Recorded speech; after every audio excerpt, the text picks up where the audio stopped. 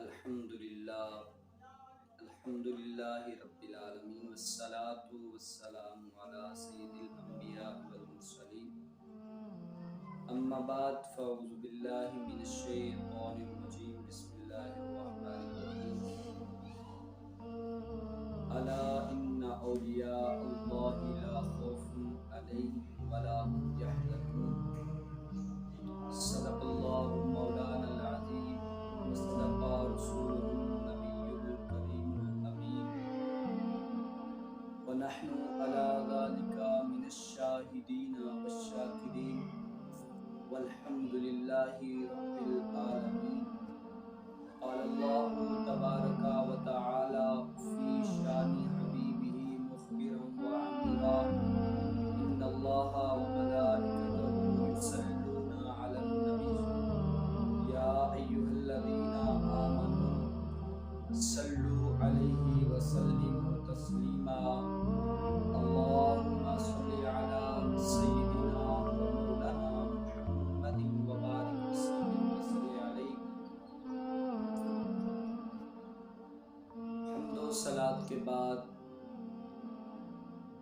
اللہ مجدہ الکریم کی بارگاہ ناز میں دعا ہے کہ اللہ رب العزت جو میں نے قرآن کریم برہان رشید کی آیا مبارکہ تلاوت کرنے کا شرف حاصل کیا، اس کے ضمن میں رہ کر حق سچ بیان کرنے کی توفیق عطا فرمائے.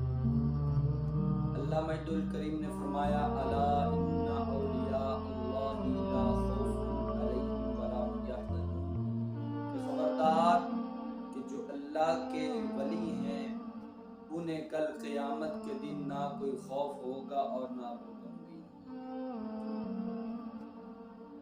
ولی عربی زبان کا لفظ ہے جس کا معنی ہے دوست، مددگار، اور اکثر جو ہم کا کہتے ہیں کہ ولی اللہ کیا میزار ہے، یہ ولی اللہ ہے، اس کا معنی یہ ہوتا ہے کہ یہ اللہ کا دوست ہے.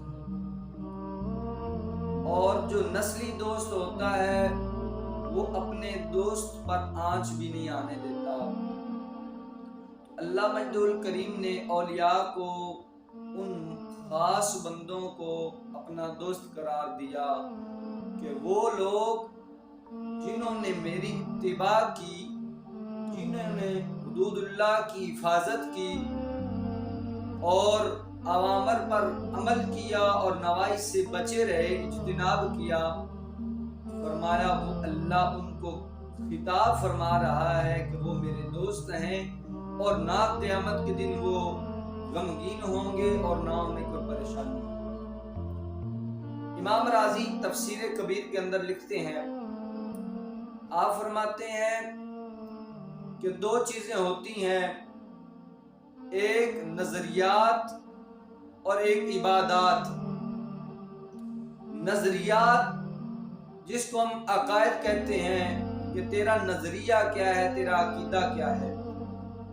امام راضی تفسیر کبیر میں فرماتے ہیں کہ جب یہ دو چیزیں بیک وقت ایک ہی وقت میں انسان کے اندر پائی جاتی ہیں، اور جس انسان میں وہ دو چیزیں پائی جائیں، نظریہ عقیدہ اور دوسری چیز ہے عبادات اعمال. اب عقیدہ بھی اس کا 100% درست ہے اور اعمال صالحہ بھی کامل ہیں، تو دونوں چیزیں جب بیک وقت جس بندے میں پائی جائے اللہ تعالیٰ اس کو ولایت کا منصب عطا فرماتا ہے کہ وہ بندہ ولی ہوتا ہے. تو یہ اولیاء اللہ جو عبادات بدنیاں کر کے اس مقام پر فیض ہوتے ہیں، اللہ ان کو رفعت اور بلندی والا مقام عطا فرما دیتا ہے. کہ بخاری شریف کی حدیث میں آتا ہے کہ جب کوئی بندہ صالح عبادت ریاضت کر کے، اللہ اللہ کر کے، چلے وغیرہ کر کے، نفلی عبادات کر کے اس مقام پر پہنچ جاتا ہے، اس کو اللہ کی طلب سے اللہ کا مشتاق ہو جاتا ہے، وہ اللہ کے دیدار کا طالب ہوتا ہے، تو پھر اللہ اس کو مقام یہ دیتا ہے کہ فرشتوں میں اعلان کرتا ہے اے جبریل کہ فلاں بن فلاں بندہ مجھ سے پیار کرتا ہے تو میں بھی اس سے پیار کرتا ہوں اور تو بھی اس سے پیار کر۔ یہ ایسی محبت ہے جس کا درس خود خدا جبرائیل علیہ السلام کو دے رہا ہے، اور پھر یہ محبت کا قصہ ختم نہیں ہوا، پھر جا کے جبرائیل فرشتوں میں ندا دیتے ہیں، اعلان کرتے ہیں اے فرشتوں اللہ جل مجدہ الکریم فلاں بن فلاں بندے سے پیار کرتا ہے اور میں بھی اس سے پیار کرتا ہوں، اے فرشتوں تم بھی اس سے پیار کیا کرو۔ ابھی یہ ایسی محبت کی داستان چھڑتی ہے کہ اللہ پھر اپنے بندوں کے دلوں میں اس اللہ کے ولی کی محبت کو ڈال دیتا ہے۔ پھر 1400 سال بعد بھی اگر کوئی داتا علی حجویری کا نام لیتا ہے تو جینے کے اندر ٹھنڈ پہ جاتی ہے، اگر بابا فرید الدین مسعود گنج شکر کا نام آتا ہے تو اہل ایمان کے جو کلیجے ہیں وہ ٹھنڈے ہو جاتے ہیں۔ یہی وجہ ہے ان لوگوں نے اللہ کو راضی کیا ہے تو یہ مقام حاصل کیا ہے۔ حضرت ابو ثعلبہ خشنی آپ فرماتے ہیں، آپ صحابی رسول ہیں، آپ یہ دعا کیا کرتے تھے کہ یا اللہ مجھے اچھی موت عطا فرمانا، نیک لوگوں والی موت عطا کرنا۔ آپ یہ بھی کلمات کہتے ہیں ان لوگوں والی موت نہ دینا کہ جن لوگوں کو موت کے وقت ایڑیاں رگڑنی پڑے، موت کے وقت ان پر تکلیف آئے، یا اللہ آسانی والی موت عطا فرمانا۔ حضرت ثعلبہ خشنی یہ دعا کیا کرتے تھے، آپ کا معمول تھا کہ آپ یہی دعا مانگا کرتے تھے۔ فرماتے ہیں کہ جب حضرت ثعلبہ خشنی رات کے وقت نماز ادا کر رہے تھے تو آپ کی بیٹی کو خواب آیا کہ تیرے والد انتقال کر گئے ہیں۔ جب یہ خواب دیکھا کہ میرے والد دنیا سے چلے گئے ہیں، انتقال کر گئے ہیں، آواز دی ابو کو۔ ابو تو نماز پڑھ رہے تھے، وہ ثعلبہ خشنی تو نماز پڑھ رہے تھے، آواز دی ابا جان، لیکن آپ نماز کے اندر مشغول تھے۔ آواز آگے سے کوئی نہ آئی، جواب نہ ملا۔ تھوڑی دیر بعد پھر آواز دی اور وہ جو کیفیت تھی وہ بڑھ گئی، گھبراہٹ شروع ہو گئی کہ آگے سے کوئی آواز نہیں آ رہی، ہو سکتا ہے میرے ابو دنیا سے انتقال کر گیا۔ جب دیکھتی ہیں دوبارہ آواز دی، جواب نہیں آیا، جا کر دیکھا ہے، کیا دیکھتی ہیں کہ حضرت ثعلبہ خشنی سجدے کی حالت میں رب کی بارگاہ میں پڑے ہیں۔ جب جا کے ہاتھ لگایا ہے اور اٹھانے کی کوشش کی ہے بیٹی نے تو حضرت ثعلبہ خشنی کی جو روح تھی وہ پرواز کر چکی تھی۔ تو یہ نیک لوگوں والی موت اللہ نے ان کو عطا کی تھی۔ بعض علماء فرماتے ہیں کہ یہ جو اللہ کے ولی ہوتے ہیں ان کو جس طرح یہ چاہتے ہیں اللہ تعالیٰ اسی طرح کی موت عطا فرماتا ہے۔ کہ وہ صحابہ ہر صبح جن کی عید ہوتی تھی، وہ صحابہ جن کی ہر صبح عید ہوتی تھی، خدا کا قرب حاصل تھا، نبی کی دید ہوتی تھی۔ ان کو تو رب اور رسول دونوں ہی ان پر راضی تھی، رضی اللہ عنہ و رضوا عنہ، کہ وہ اللہ پر راضی تھے اور اللہ ان پر راضی تھا۔ حضرت پیر مہر علی شاہ کہ یہ جو اللہ کے ولی ہوتے ہیں یہ دنیا کے طالب نہیں ہوتے، یہ اللہ کے طالب اور مشتاق ہوتے ہیں۔ آپ اپنے حجرے میں تشریف فرما تھے پیر مہر علی شاہ، تو مرید یہ صدا لگاتا لگاتا آپ کے کمرے تک پہنچا کہ حضرت مبارک ہو، حضرت مبارک ہو، کیونکہ آپ کے گھر میں اولاد پیدا ہوئی تھی۔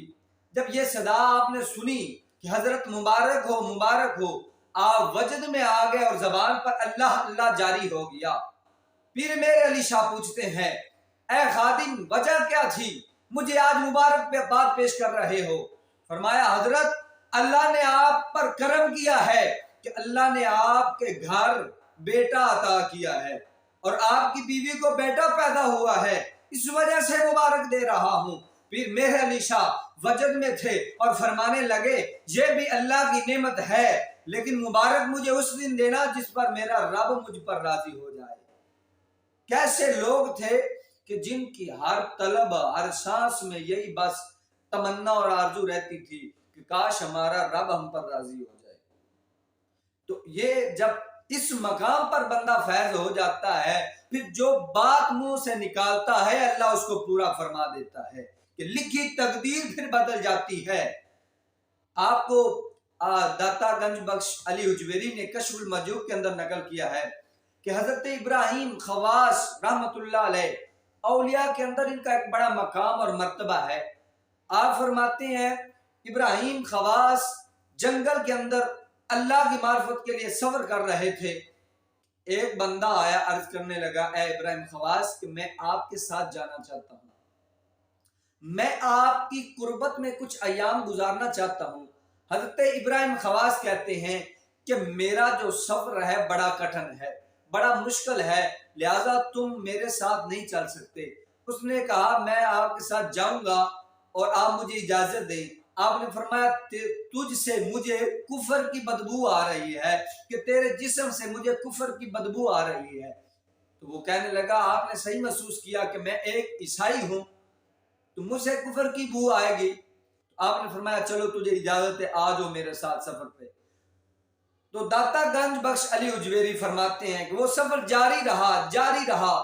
2-3 دنوں کے بعد بھوک کی شدت کی وجہ سے وہ عیسائی پادری جو آپ کے شریک سفر تھا عرض کرنے لگا یا شیخ آپ اللہ کے ولی ہیں، اللہ نے آپ کو مقام رفعت عطا کیا ہے، آپ دعا فرمائیں اللہ ہمارے لیے آسمان سے کھانا نازل فرمائے۔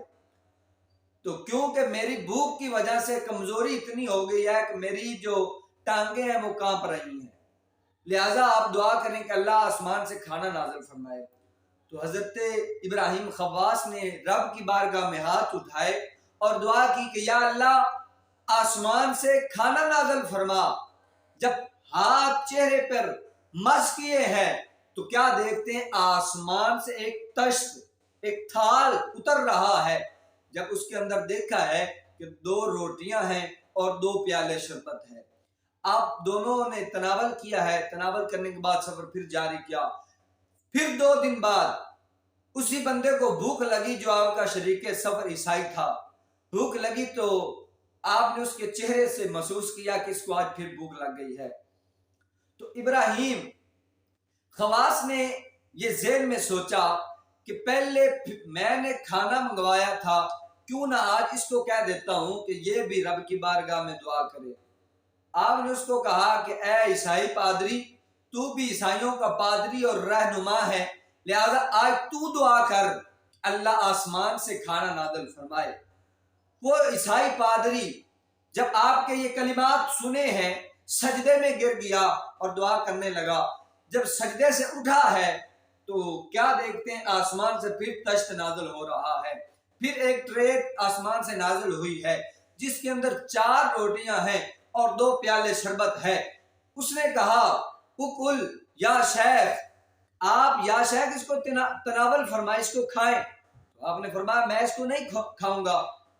وجہ کیا ہے؟ فرمایا وجہ یہ ہے کہ جو اللہ کے ولی سے کوئی کرامت، کوئی ایسی چیز وجود میں آئے جس کا عقل تقاضا نہیں کر سکتی، فرمایا اس کو کرامت کہتے ہیں۔ لیکن اگر جو کوئی کسی عیسائی سے، یہودی سے، کسی نجومی سے ایسی بات آ جائے تو فرمایا اس کو کرامت نہیں کہتے، اس کو استدراج کہتے ہیں، اور استدراج ہے یہ تمہارا کہ تو عیسائی ہے۔ فرمایا اس وجہ سے میں تیرا کھانا تناول نہیں کروں گا۔ کرامت کا انکار نہیں ہے، کیونکہ شرعاً من حیث الکرامہ کرامت کا انکار کرنا کفر ہے، لیکن آپ نے فرمایا یہ استدراج ہے، لہذا میں تیرا کھانا تناول نہیں کروں گا۔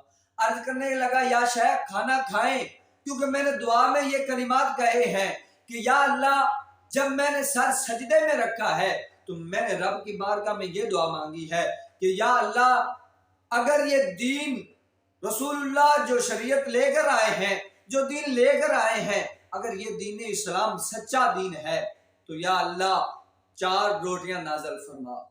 اور دوسرے میرے الفاظ یہ تھے کہ یا اللہ اگر یہ ابراہیم خواص تیرے سچے بزرگ ہیں، تیرے دوست ہیں، تیرے ولی ہیں، تو یا اللہ ان کے صدقے 2 پیالے شربت کے نازل فرما۔ فرماتے ہیں جب میں نے یہ دعا مانگی ہے، ابھی سجدے سے سر نہیں اٹھایا تھا، یہ تشت نازل ہو گیا ہے۔ اس عیسائی نے یہ بات کہہ کر ہاتھ آگے کیے اور عرض کی کہ یا شیخ آپ مجھے کلمہ بھی بڑھا دیں اور مسلمان کر دیں، اور میں آپ کا مرید بھی بننا چاہتا ہوں، کیونکہ وجہ یہ ہے کہ آج مجھے یقین ہو گیا ہے کہ جو شریعت محمد رسول اللہ صلی اللہ علیہ وسلم لے کر آئے ہیں وہ سچا دین ہے، وہ اسلام حق ہے، اور آپ اللہ کے ولی ہیں۔ تو وہ کھانا کھایا اور اسلام کو قبول کیا، اور آپ کی جو شرکت تھی، آپ کی رفاقت کا اثر یہ ہوا کہ آپ کا بیعت بھی ہو گیا اور اسلام کو بھی قبول کر لیا۔ تو نگاہیں مرد مومن سے بدل جاتی ہیں تقدیریں، ان کے زور بازو کا کوئی اندازہ کر کے تو دیکھے۔ تو یہ اللہ والوں کو اللہ یہ طاقت عطا فرماتا ہے کہ جس چیز کی طرف بر صغیر کے اندر، کیونکہ اہل سنت والجماعت کا یہ عقیدہ ہے کہ رسول اللہ صلی اللہ علیہ وسلم کی ذات کے بعد کوئی نبی نہیں آئے گا، کیونکہ نبوت کا اختتام آپ کی ذات پر ہوا ہے، آپ آخری نبی ہیں، آپ خاتم المرسلین ہیں۔ فرمایا اس کے بعد کوئی نبی نہیں آئے گا، لیکن ولی قیامت تک آتے رہیں گے۔ فرمایا بر صغیر کے اندر پاک و ہند کی سرزمین پر جب کفار کا راج تھا اور کافر ہر طرف نظر آتے تھے، اس وقت شیخ طریقت، شیخ مجدد دین و ملت، شیخ بابا فرید الدین مسعود گنج شکر وجودن کی زمین پر جب ایمان کی کرنیں، اہل ایمان کی کرنیں لوگوں کو سینوں میں بو رہے تھے، تو یہ ایک اللہ والے کی نگاہ تھی اور عطائے رسول شیخ معین الدین چشتی اجمیری کہ جب جس طرح نظر کرتے تھے، جس طرف لوگوں پر مجمع پر نظر ڈالتے تھے، وہ کلمہ پڑھ کے مسلمان ہو جاتے تھے۔ تو نگاہ ولی میں وہ تاثیر دیکھی، بدلتی ہزاروں کی تقدیر دیکھی۔ تو یہ اللہ کے ولیوں کو ان کی نظر میں اللہ ایک کیفیت پیدا کر دیتا ہے، کیونکہ حدیث کے کلمات ہیں کہ جب اللہ اور بندے کی محبت پختہ ہو جاتی ہے تو اللہ پھر کہتا ہے کہ میں تیری آنکھ بن جاتا ہوں، میں تیرے کان بن جاتا ہوں۔ شارحین حدیث لکھتے ہیں اس کا مطلب یہ ہے اس کی آنکھوں میں اتنی قوت آ جاتی ہے کہ پھر جس پر نگاہ ڈالتا ہے اس کے دل کو نور ایمان سے چمکا دیتا ہے۔ تو یہ اہل ایمان کی نظر کا فیض ہوتا ہے کہ جس پر نظر ڈالتے ہیں اس کو ایمان سے منور فرما دیتے ہیں۔ شیخ طریقت پیران پیر روشن ضمیر شیخ عبد القادر جیلانی آپ مدرسہ میں جلوہ فرما تھے، اور بغداد کے قبرستان میں آوازیں آنے لگی، ایک قبر سے آوازیں نکلنے لگی اور چیخو پکار کی آوازیں تھی۔ لوگ آپ کی بارگاہ میں حاضر ہوئے کہ یا شیخ فلاں قبر سے آوازیں آ رہی ہیں، یوں محسوس ہوتا ہے کہ قبر والے کو عذاب ہو رہا ہے۔ آپ نے فرمایا اچھا، آپ نے اپنے سر کو جھکایا ہے، مراقبہ کیا ہے اور فرمانے لگے لوگوں کیا تم گواہی دیتے ہو کہ وہ جس بندے کی قبر سے آوازیں آ رہی ہیں کیا اس بندے نے کبھی میرے مدرسے میں آ کر نماز ادا کی ہے؟ لوگوں نے جب غور و فکر کیا، تفکر کیا تو کہنے لگے یا شیخ اس نے کبھی بھی آ کر آپ کے مدرسے میں نماز نہیں ادا کی۔ آپ نے فرمایا اچھا۔ آپ نے پھر دوسرا سوال کیا، فرمایا لوگوں کیا اس نے میرے مدرسے میں آ کر میرے مدرسے کے طلباء کے ساتھ بیٹھ کر دسترخوان پر کھانا تناول کیا تھا؟ لوگوں نے کہا نہیں حضرت، کھانا بھی تناول نہیں کیا تھا۔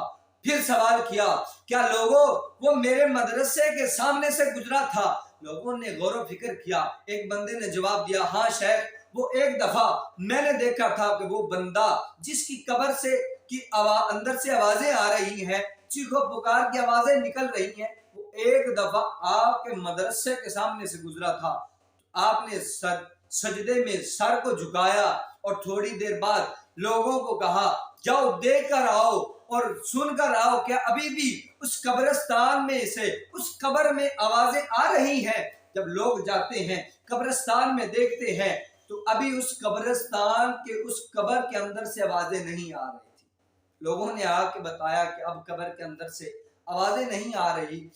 تو یہ ثابت ہوا کہ اللہ والوں کے ساتھ جڑ جانا، ان کے دامن کو تھام لینا، یہ بھی باعث برکت ہے اور باعث شفاعت ہے۔ کل قیامت کے دن ان کا وسیلہ بھی کام آئے گا، ان کی دوستی اور ان کے ساتھ کھانا پینا بھی کام آئے گا، کیونکہ آپ کے سوال سے معلوم ہوتا ہے، کیونکہ آپ نے سوال کیا اس نے کیا میرے مدرسے میں نماز پڑھی؟ عرض کیا نہیں پڑھی۔ فرمایا کھانا کھایا؟ نہیں کھایا۔ مدرسے کے سامنے سے گزرا؟ ایک دفعہ گزرا ہے۔ فرمایا ایک دفعہ اللہ کے ولی کے مدرسے کے سامنے سے ایک دفعہ گزرنے کی برکت یہ ہے کہ اللہ تعالیٰ اس کے قبر سے عذاب کو ختم کر دیتا ہے۔ تو پھر جو بندہ ایک ولی کے دامن کو تھام لیتا ہے، ایک ولی کے ہاتھ میں اپنا ہاتھ دے دیتا ہے، اس کے عالم کیا ہوگا؟ تو اپنے آپ کو کسی کے سائے میں اپنی زندگی کو گزارنے کا سلیقہ سیکھیں، کسی شیخ کے ہاتھ میں ہاتھ دیں تاکہ آپ کی زندگی آسانی سے گزر جائے، آپ کی زندگی اللہ کی اطاعت اور اس کے رسول کی اطاعت میں گزرے۔ کہیں یہ نہ ہو کہ وقت ختم ہو جائے، کہ جب بندے کا آخری وقت ہوتا ہے تو پھر بندہ بول بھی نہیں سکتا۔ آج ہم بڑی بڑی باتیں کر لیتے ہیں، لیکن جب بندے کا آخری وقت ہوگا، موت قریب ہوگی، پھر بندہ زبان سے اور آنکھوں سے ہاتھوں سے اشارہ کرتا ہے اور کہتا ہے یہ میری وصیت ہے، یہ میرا کام ہے، اشارہ کر کے لوگوں کو سمجھاتا ہے۔ آج لے ان کی پناہ، آج مدد مانگ ان سے، پھر نہ مانیں گے اگر قیامت کو اگر مان گیا۔ آج وقت ہے دوستو کہ ان لوگوں سے پیار کرنے کا، کیونکہ قرآن کی تعلیم بھی یہ ہے کہ کونوا مع الصادقین، کہ سچوں کے دامن کو تھام لو، سچوں سے پیار کر لو، یہی پیار تمہارے کام آئے گا۔ دعا فرمائیں اللہ رب العزت ہم سب کو صحیح العقیدہ اور اچھے بزرگان دین کے ساتھ نسبت اور پیار کرنے کی توفیق عطا فرمائے۔ وما علینا الا البلاغ المبین۔